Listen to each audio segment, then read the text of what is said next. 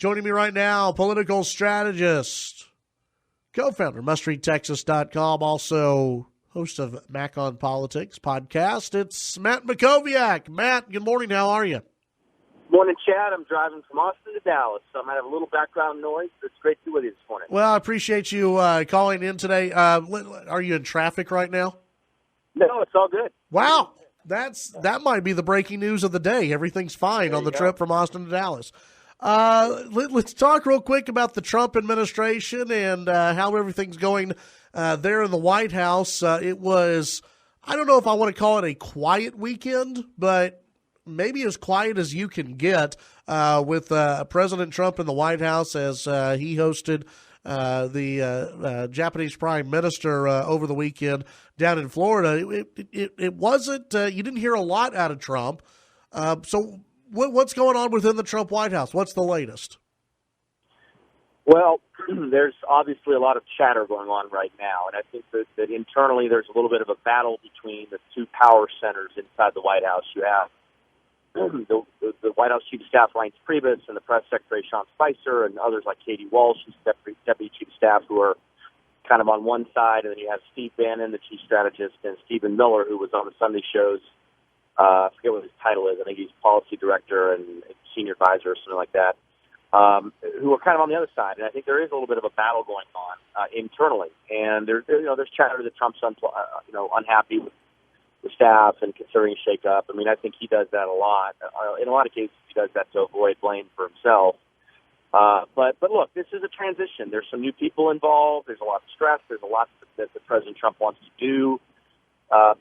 He's being opposed as vigorously and vociferously by Democrats as anything I've ever seen. And you have really the media at the national level really partnering with the Democrats to really strongly oppose everything Trump says or does. So there's some pretty immense challenges they're trying to deal with, and they're trying to deal with it in a really tough situation. Now, to your point, this weekend was, I think, a little bit quiet. He had the Japanese Prime Minister down in West Palm Beach at what they're calling the Winter White House, and North Korea tested a ballistic missile while the Japanese Prime Minister was in Florida with the president. So they hastily put together a very quick press statement on Saturday night, which is pretty unusual. Yeah. So look, there's a lot going on. You have the Ninth Circuit temporary restraining order on the travel ban. You have the Supreme Court nomination. Gorsuch is continuing to do private meetings with senators. The hope is that the Senate Judiciary Committee will schedule their confirmation hearing in the next couple of weeks so that it can occur in March. You have a lot of things happening sort of under the surface as it relates to putting a tax reform proposal together as it applies to Obamacare, not just the repeal, but also what the replacement vehicle can be. So there's a lot that's going on right now. You also have a number of cabinet officials who still haven't been confirmed. You have, I think, 2 or 3 more that will be confirmed this week, but he still doesn't have a full cabinet, and we're already a month into the new administration. And before we get to the Obamacare and the taxes and what the timeline looks like, I want to ask you your sense of when people will calm down, when the media will calm down, when the left will calm down at least a little bit. I don't think they're ever going to agree with a President Trump. I don't think the media will ever embrace him. But it seems like since he won the election, everybody has been at level 10 freakout over Donald Trump. Is that going to get less over time, or are we going to see this as a sustained freakout from not only the media but from the left as well? I think I have 3 answers to that. I think the first is a national crisis, a true national crisis. I think will bring the country together and will bring the political leadership together. Nobody wants that to happen, but every president deals with crises.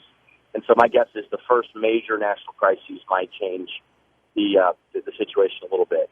The second answer is I think the Democrats looked at the opposition Republicans had against President Obama, and they saw that ultimately result in winning the White House. So they feel like we're going to do what the Republicans did, but we're going to do it times 10.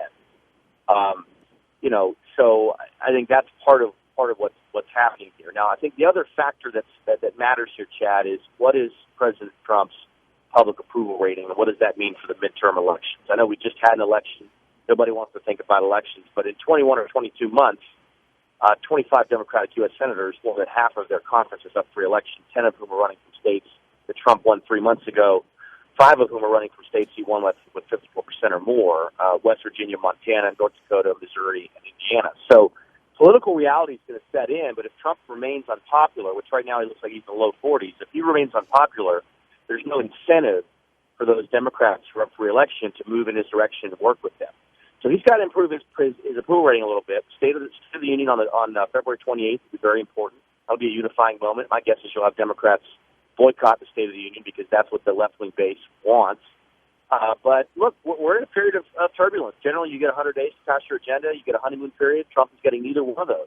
Yeah. And, his administration is under assault from every single direction, and they're dealing with leaks internally because there's some competing power centers. So they've really got to hit their own house in order and get to, become a team that's working together as President Trump learns on the job how to do this job. This is a very demanding job, and he's doing 6 or 8 major challenges facing the country. And so the degree of difficulty here, Chad, is unlike anything I've seen. A lot of people will say, well, President Obama inherited a recession. Well, we have a very weak economy, but that's not even a top 5 issue right now with the major things Trump's facing with North Korea, the Iran deal, Syria, ISIS.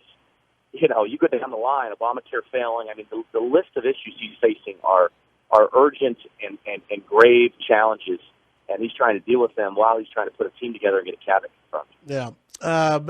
As we see in every election, politicians promise things on day one, in year one. This is going to get done. That's going to get done.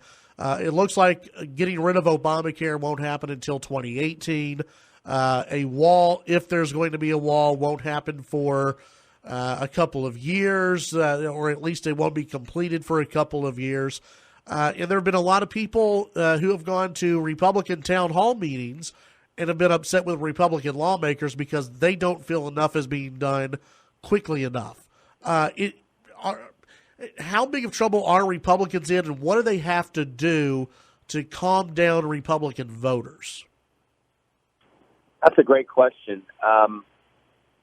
Keep in mind, you have two circles here. You have Trump voters and you have traditional Republican voters, and there's some overlap there, obviously.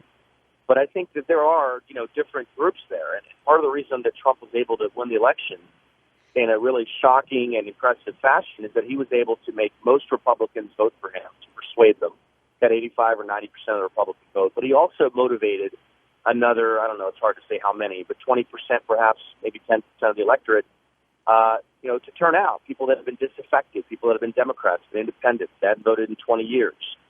And so, look, I think at the end of the day, we can analyze every executive order and every tweet. I think if you step back at 30,000 feet, what's going to matter is whether the broad majority of the public believes that Trump has made the country better in the first 2 years. And that's going to be based on results. It's going to be based on private sector job creation. It's going to be based on the unemployment rate, including the long-term unemployment rate, which Obama did not really make better. It's going to be based on wages, right? Median wages have been flat for 20 years, and that's a big part of why Trump wants to go after bringing manufacturing back through trade policies and through ending illegal immigration to raise wages for citizens. So I just think at some level it's really going to be based on the results, and we don't know what the results are. He's doing executive orders. He hasn't passed the bill yet. He doesn't even have half his cabinet in place. The transition was rocky, and so he's just now getting to the point where he's going to start putting his legislative agenda together and try to move it through Congress. And this goes to really the heart of what is going to determine whether Trump is successful or not, and that is how good of a negotiator is he really. I think he probably is a pretty good negotiator, and I think it's one of the things he sold the American people on. But boy, figured out how to get 8 Democratic senators to vote for your agenda to get these bills through the Senate with 60 votes. You have only 52 Republicans. That's going to be tough.